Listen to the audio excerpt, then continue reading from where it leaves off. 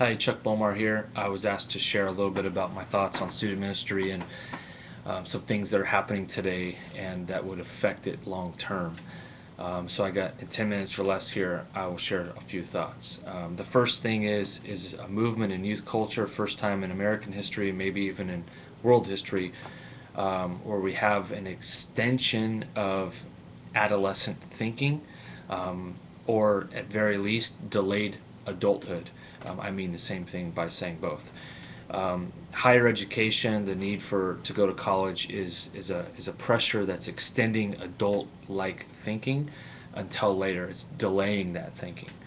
I would say to you that college age people today think about life and direction and adulthood much like high school students did 35 or so years ago.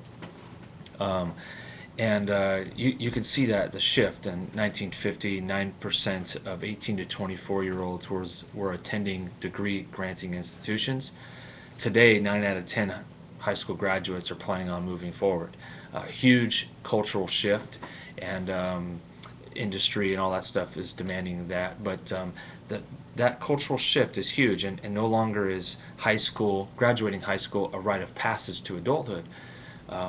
It's just the next stage of education, and that is changing student ministries, because now high school ministry is now becoming a preparatory stage for the next stage for college life, and we're trying to figure that out. There's a lot of discussion happening about what does it mean to prepare students for college life.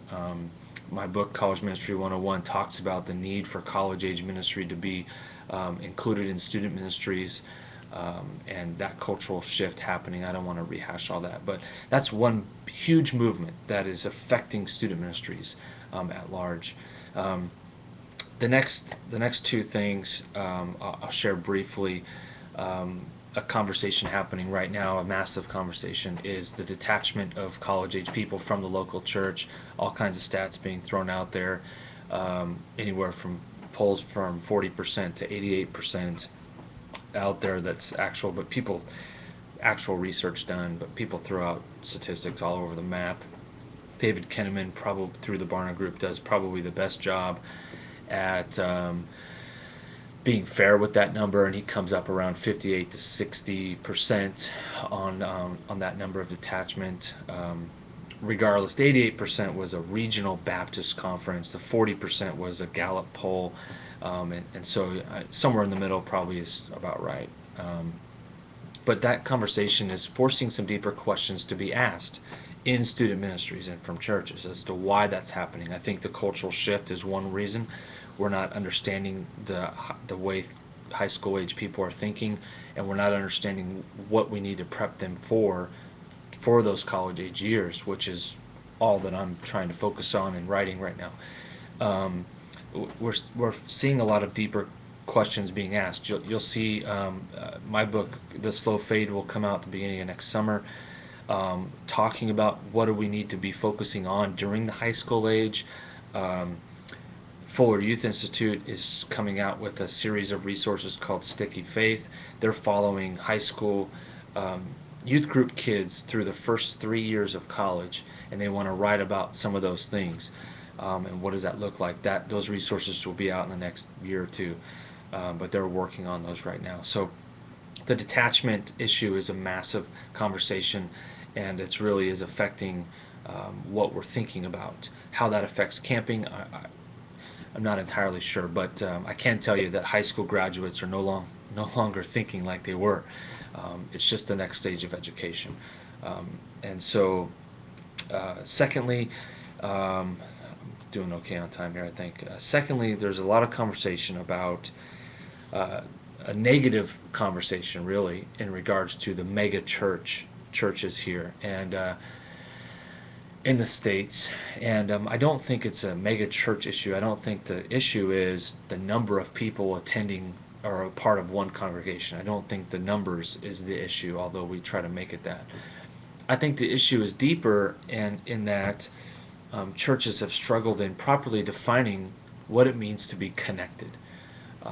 Over the last 35 or 40 years or so, larger churches have defined connected in in interesting ways.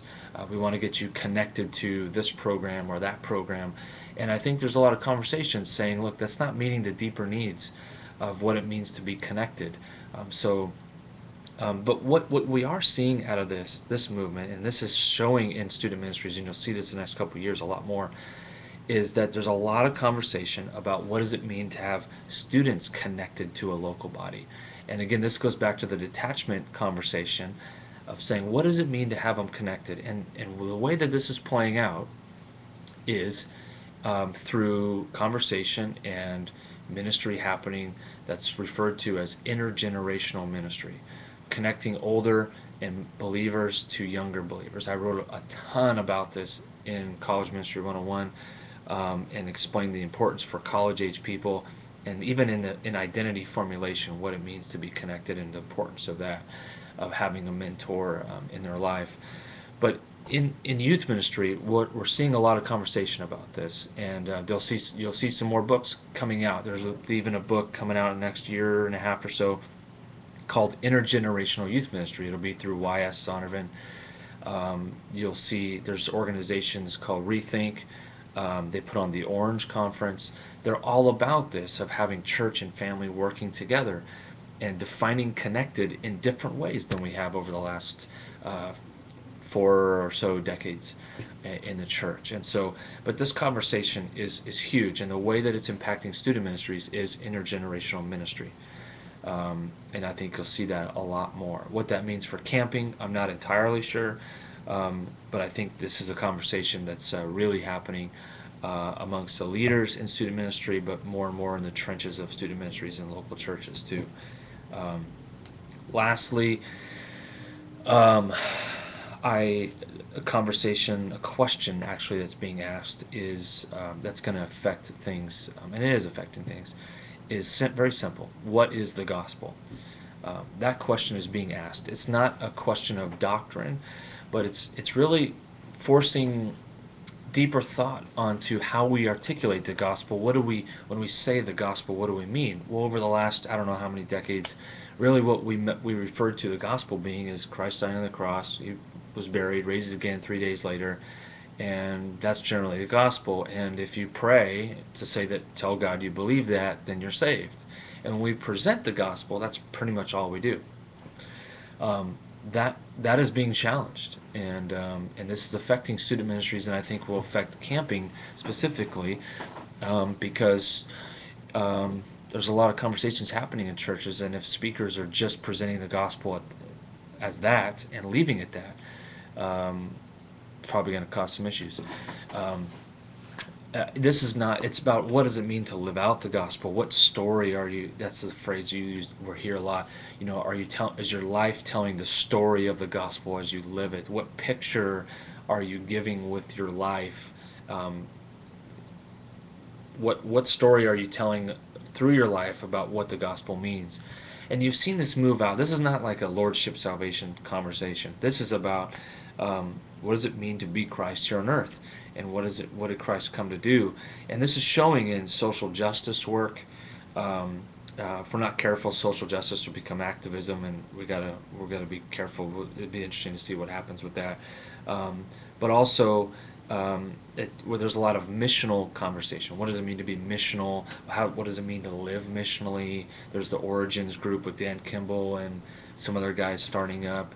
All these types of things. And what I've seen in conferences and camping is that the conferences that I speak at that are combining conference with service are growing, and it's a huge hit.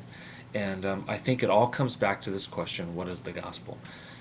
So that's really affecting things, and where student pastors are thinking, how do I help my kids not just indoctrinate them, but live this out, imparting wisdom, that whole thing. So you got youth culture shifts, the issue of detachment, a massive conversation in student ministries, a mega church kind of backlash, and some people swinging the pendulum all the way to kind of a house church movement. But really, for student ministries, it's forcing intergenerational conversation.